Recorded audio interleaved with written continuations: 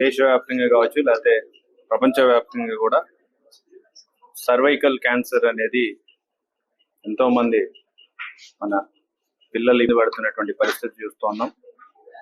మరి ఈరోజు cervical cancer నుంచి కాపాడుకోగలిగే పరిస్థితి మనకు ఉండి కూడా అవగాహన లోపం వల్ల చాలా మంది ఆ వ్యాక్సిన్ ని వేయించుకోవడంలో లోపాలు ఉన్నాయని చెప్పేసి మనందరం కూడా చూస్తూ ఉన్నాం. మరి దానికి అవేర్నెస్ కావాలి అంటే ఎక్కువ ప్రచారం కావాలి.